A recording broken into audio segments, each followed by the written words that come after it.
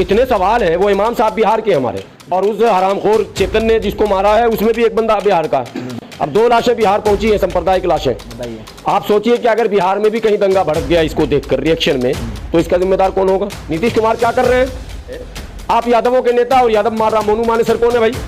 मोहित यादव तो नाम है उसका, यादव ही तो है। आप समझ रहे हैं बात? तो आप अपनी कम्युनिटी को नहीं समझा पाए, अपनी बिरादरी को नहीं समझा पाए, और हमको पाठ पढ़ाने लगते हैं सेकुलरिज्म का। और फोबिया 32 किस्म के होते हैं। उसको मोदी फोबिया, योगी फोबिया। उसकी जब भाषण में कहेंगे कपड़े देख के मैं पहचान लेता हूँ, कपड़े देख के बिट्टू बजरंगी को कोई नहीं पहचाना, कपड़े देख के मोनू मानेसर को कोई नहीं पहचाना, चेतन ने तो पहचाना। लेकिन वही तो मैं कह रहा हूँ, मोदी को फॉलो करने वाले लोग कपड़े देखकर पहचान रहे हैं। तो आदत डालनी चाहिए योगी मोदी का, वो जो है जाप रखना चाहिए आपको। हम मुसलमान हैं तो जाना पड़ेगा मौलाना आपको। किसके बाप की हिम्मत है कि भारत से जाना पड़ेगा की बात आप कर रहे हैं? चेतन सिंह ने क्या कहा था? चेतन सिंह ने क्या कहा था? भारत में रहना है, योगी मोदी कहना पड़ेगा। चेतन की ऐसी की तैसी, चेतन जैसे लोग जो है ट्रेनों का सफर करने में डरेंगे। एक दहशत और खौफ का माहौल है। क्या लगता है आपको? आपको अगर कहीं जाना पड़ा तो ट्रेन से सफर करेंगे आप? मैं बिल्कुल करूंगा। योगी मोदी करते हुए करेंगे सफर। क्यों योगी मोदी करूंगा? फिर तो मारे जाएंगे। कब आपने सुना है मारे जाएंगे? मेरे हयात का मालिक कोई बजरंगी है क्या? अरे मौत जिस दिन लिखी होगी, मालिक लिखा होगा, उसी दिन मरेंगे। जितना संगी बजरंगी है वो अपनी ताकत लगा ले, हमारा कुछ नहीं होने वाला। आप सुनिए, मेरे सर के खिलाफ हिंदू खड़ा हो गया जी, हरियाणा का हिंदू खड़ा हो गया, दिल्ली का हिंदू खड़ा हो गया, उत्तर प्रदेश का हिंदू खड़ा हो गया, बयान आना शुरू हो गया। हिंदू संगठनों यानी जातीय जो आधारित संगठन है, जाट संगठन ने, गुजर संगठन ने, सबके बयान आ रहे हैं। तो सारे नेता, ये तो आप मानिएगा कि हिंदू सेकुलर है। दोस्तों, इस वक्त मेरे साथ हाफिज गुलाम सरवर मौजूद है। आइए इनसे बातचीत करते हैं। जिस तरीके से आरपीएफ जवान द्वारा 4 लोगों को मौत की घाट उतार दिया जाता है, जिसमें ये 3 मुसलमान होते हैं, और ये कहा जाता है कि अगर भारत में रहना है तो योगी मोदी कहना होगा। मौलाना साहब, आप भी आदत डाल लीजिए, भारत में अगर रहना है तो योगी मोदी कहना पड़ेगा। पहले तो आप लोग अपनी आदत सुधारिए। अभी आपने सवाल पूछा, कहा इसमें 3 मुसलमान थे, चौथा कौन था क्यों नहीं बता रहे? चौथा आदिवासी था, ये बड़ा सवाल है। चौथा टीकाराम था। टीकाराम मीना है वो। टीकाराम मीना जो है वो आदिवासी है। आपको याद होगा शुक्ला जी ने मुता था मुंह पे, तो आदिवासी के मुंह पे मुता था। इस देश में पूरे जो अभी मणिपुर में मामला हुआ वो आदिवासियों के खिलाफ हुआ है। तो आदिवासियों का दुश्मन, आप आदिवासी को अपने से अलग करते हैं। आपको मजलूम के साथ खड़ा होना होगा। हम भी मजलूम हैं, आदिवासी भी मजलूम है, हम भी मजलूम हैं, दलित भी मजलूम है। हमारा कहना है कि ये लड़ाई जब जुल्म सब पर, तो लड़ाई अकेले अकेले क्यों? हम अकेले क्यों लड़ेंगे? अच्छा, योगी मोदी नहीं कहेंगे आप? नहीं, योगी मोदी का मसला बाद में है, पहले हम अपने लोगों से कह रहे हैं। आदत डालनी पड़ेगी ना मौलाना? आदत डालनी पड़ेगी। कौन है योगी मोदी? भाई इसी बात पे तो गोलियों से छलनी कर दिया गया। कर दिया गया, ठीक है। तुम ये सब यात्री सब ट्रेन में तमाशा देख रहे थे। हाँ, वो ये सबसे बड़ी बात। तो असल सवाल आपने किया कि हम लोग जब वीडियो देख रहे थे तो हमको लग रहा था कि एक लात अगर उसको कोई मार देता तो वो मुंह के बल गिरता, उसमें कोई दम नहीं था। अच्छा, कहा ये जा रहा कि दिमागी हालत उसकी ठीक नहीं थी। अब आप सरकार की तरफ से बिल्कुल मानसिक जो है वो रोगी बताया। हाँ, तो अब 2 चीज नोट कर लीजिए, आपके व्यूवर भी समझेंगे। एक ये कि जिसकी मानसिक हालत ठीक नहीं होगी वही योगी मोदी कहेगा। ये साबित हो गया ना? हुआ कि नहीं साबित? भाई सरकार खुद कह रही है कि उसकी मानसिक हालत ठीक नहीं थी, तो मतलब क्या हुआ? मानसिक हालत ठीक नहीं थी और योगी मोदी कहना होगा, ये याद था। इसका मतलब कि जो लोग योगी मोदी कहना होगा कह रहे हैं, उनकी मानसिक हालत ठीक नहीं है देश में। पहले उन्हीं लोगों का इलाज, मानसिक इलाज करना होगा। ये एक बात हो गई। दूसरा मुद्दा ये कि वो लोग मानसिक रूप से विकृत होंगे, जिनका मानसिक हालत अच्छा नहीं होगा, वो लोगों को ऐसे ही मारेंगे ना। भारत में भी ऐसा ही होगा, खुलेआम बिल्कुल गोलियों छलनी कर दिया जा रहा है, और तो और बिल्कुल निशानदेही करके मारा जा रहा है कि कौन कुर्ते वाले हैं, कौन टोपी वाले हैं, कौन दाढ़ी वाले हैं। क्योंकि मानसिक तौर से वो बीमार होता तो उसको ये कैसे पता था ये मुसलमान है, ये दाढ़ी वाले हैं? इसीलिए तो कह रहा हूँ, वो एक रोग है।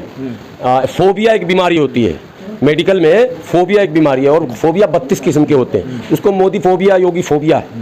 उसको पता है, दाढ़ी दिख गया। प्रधानमंत्री जब भाषण में कहेंगे कपड़े देख के मैं पहचान लेता हूँ, कपड़े देख के बिट्टू बजरंगी को कोई नहीं पहचाना, कपड़े देख के मोनू मानेसर को कोई नहीं पहचाना। चेतन ने तो पहचाना।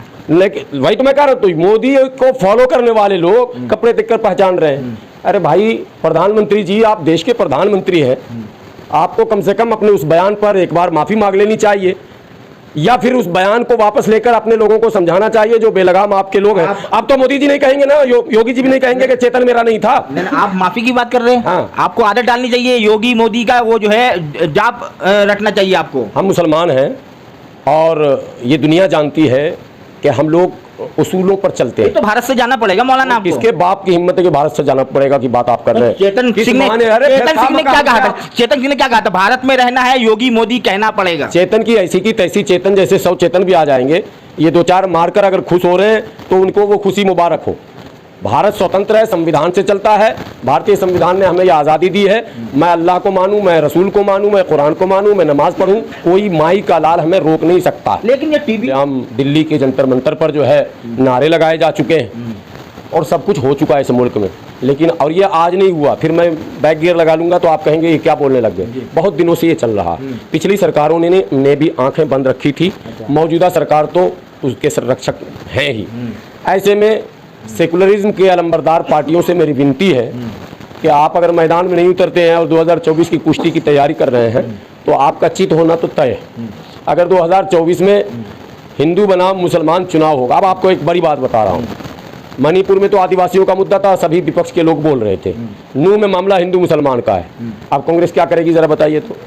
अगर कांग्रेस ने मुसलमान के पक्ष में बयान दिया तो हिंदू से गया, हिंदू के पक्ष में बयान दिया तो मुसलमान से गया, और सच अगर बोल दिया तो भी हिंदुओं से गया, क्योंकि सच बोलने का मतलब हो जाता है मुसलमान के पक्ष में जाना। कांग्रेस इस पे कुछ बोलेगी नहीं? बोल ही नहीं सकती। बस खाली इतने बोलेगी कि मोदी जी के राज में देखो कैसे सांप्रदायिकता हो रहा है। वो तो आपके राज में भी हो रहा था साहब। मेरा तो सवाल सीधा सीधा रहता ठोक कर, मैं तो किसी का गुलाम नहीं हूँ, मैं तो सर्वर का गुलाम हूँ। आपने मेवात नूह का जिक्र किया तो उससे मेवात नूह से याद है एक मस्जिद, यानी कि देखिए नफरत इस कदर बढ़ गई कि मस्जिद के अंदर घुस के एक नौजवान इमाम को, बेकसूर मासूम इमाम, उनको मौत की घाट उतार दिया जाता है। इतनी नफरत लाते कहाँ से लोग? कांग्रेस का कोई बयान सुना आपने इस मामले में? अभी तक कोई रिकॉर्ड में आया बयान? सिर्फ निंदा करेंगे। ये रुकेगा नफरत कैसे? राहुल गांधी भारत जोड़ो यात्रा करके रुक गए हैं। इनको भारत जोड़ो यात्रा, नफरत छोड़ो यात्रा, बजरंग दल भगाओ यात्रा, देश को आगे बढ़ाओ यात्रा, ये सब यात्रा निकालना पड़ेगा। अखिलेश यादव कहाँ चुप बैठे हैं? गहलोत कहाँ है भाई? मायावती कहाँ है जी? ये सवाल, इतने सवाल हैं। वो इमाम साहब बिहार के हमारे, ठीक है, और उस हरामखोर चेतन ने जिसको मारा है उसमें भी एक बंदा बिहार का। अब 2 लाशें बिहार पहुंची हैं, सांप्रदायिक लाशें। आप सोचिए कि अगर बिहार में भी कहीं दंगा भड़क गया इसको देखकर रिएक्शन में, तो इसका जिम्मेदार कौन होगा? कहेंगे फिर मुसलमान होगा, यही कहेंगे। नीतीश कुमार क्या कर रहे हैं? तेजस्वी चाहिए वोट हम इनको, और ये सेकुलर भी है। अरे सेकुलर का मतलब सच बोलने वाला। आप अपने लोगों को क्यों नहीं समझा रहे हैं? आप यादवों के नेता, और यादव मार रहा मोनू मानेसर कौन है भाई? मोहित यादव तो नाम है उसका, यादव ही तो है। आप समझ रहे बात? तो आप अपनी कम्युनिटी को नहीं समझा पाए, अपनी बिरादरी को नहीं समझा पाए, और हमको पाठ पढ़ाने लगते हैं सेकुलरिज्म का। हमसे बड़ा दुनिया में कोई सेकुलर होगा क्या? हमने आज तक मुसलमानों को मुख्यमंत्री बनाने के लिए वोट ही नहीं दिया। हमने मुसलमानों को विधायक सांसद बनाने के लिए वोट ही नहीं दिया। हजरत, इस मामले का शुरुआत तो मुसलमानों की तरफ से कहा जाता है किया गया है। पथराव, ये जो नूह का जो मामला हुआ है, पथराव जबरदस्ती मुसलमानों ने किया है। जबरदस्ती कह रहे हैं, मुसलमानों ने किया जबरदस्ती। आप हमारे घर में घुस के गाली बकेंगे और आप हमसे ये उम्मीद करेंगे कि आपको हम जो है मैंने माला पहना है। ये इंसान की फितरत में नहीं है। पूरा का पूरा जिम्मेदार मुसलमानों को ठहरा दिया। एक पैसा भी जिम्मेदार मुसलमान नहीं है। टोटल जिम्मेदारी बजरंग दल की है, मोनू मानेसर की है, बिट्टू बजरंगी की है, हरियाणा सरकार की है, भाजपा नेताओं की है, भाजपा विधायक की है, भाजपा सांसद की है। उस यात्रा को भाजपा के नेता ने हरी झंडी दिखाया था, रवाना किया। लोगों पे शिकंजा कौन कसेगा? कोई नहीं कस सकता। ये निरंकुश है, इनकी सरकार है भाई। अब ये देश को सोचना होगा, यहाँ के आदिवासियों को सोचना होगा, यहाँ के दलितों को सोचना होगा कि आज ये मुसलमान के आड़ लेकर जो संविधान की धज्जी उड़ा रहे हैं, कल जब खड़े खड़े मुंह पर मूतेगा एक एक करके, जैसे वो मूतन शुक्ला ने मूता है, तब क्या करोगे? जिस संविधान को आज कमजोर होते हुए तुम देख रहे हो और घर में बैठे हो ये सोचकर कि ये तो मामला अब्दुल का है। मामला अब्दुल का नहीं है, मामला संविधान का है, मामला लोकतंत्र का है, मामला डेमोक्रेसी का है, मामला भारत के विकास का है। तो ये अगर माहौल बनता रहेगा, किसी को कानून का डर नहीं, किसी को पुलिस का डर नहीं, और पुलिस को भी कानून का डर नहीं, तो भैया ऐसे में तो अराजकता ही फैलेगी। ये मामला तो मैं बात कर रहा, लेकिन जो अभी जो जयपुर मुंबई एक्सप्रेस में जो मामला हुआ, अब लोग जो है यात्री जो है यात्रा करने में डरेंगे, लोग जो है ट्रेनों का सफर करने में डरेंगे। एक दहशत और खौफ का माहौल है। क्या लगता है आपको? आपको अगर कहीं जाना पड़ा तो ट्रेन से सफर करेंगे आप? मैं बिल्कुल करूंगा, मैं बिल्कुल करूंगा सफर। अच्छा, बिल्कुल, और करता ही रहता हूँ। मैं सफर में बहुत रहता हूँ। कल भी मेरा दिन भर का सफर है, पश्चिमी उत्तर प्रदेश का दौरा है मेरा। ये सब मसला नहीं है। योगी मोदी करते हुए करेंगे सफर? क्यों योगी मोदी करूंगा? कब फिर तो मारे जाएंगे। कब आपने सुना है मारे जाएंगे? मेरे हयात का मालिक कोई बजरंगी है क्या? अरे मौत जिस दिन लिखी होगी, मालिक लिखा होगा, उसी दिन मरेंगे। जितना संगी बजरंगी है वो अपनी ताकत लगा ले, हमारा कुछ नहीं होने वाला। आप सुनिए मेरी बात, आखिरी बात। सफर हम भी करेंगे, सफर मुल्क के लोग भी करें।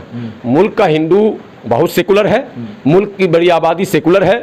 हाँ, ये जरूर है कि इस मुट्ठी भर लोगों से सब डरा हुआ। आपने ट्रेन में देखा ना, कोई उठा नहीं बोलने। ठीक है, इसी तरह से। लेकिन मोनू मानेसर के खिलाफ हिंदू खड़ा हो गया जी, हरियाणा का हिंदू खड़ा हो गया, दिल्ली का हिंदू खड़ा हो गया, उत्तर प्रदेश का हिंदू खड़ा हो गया, बयान आना शुरू हो गया। हिंदू संगठनों यानी जातीय जो आधारित संगठन है, जाट संगठन ने, गुजर संगठन ने, सबके बयान आ रहे हैं। तो सारे नेता, ये तो आप मानिएगा कि हिंदू सेकुलर है, इसलिए यात्रा निरंतर चलेगा।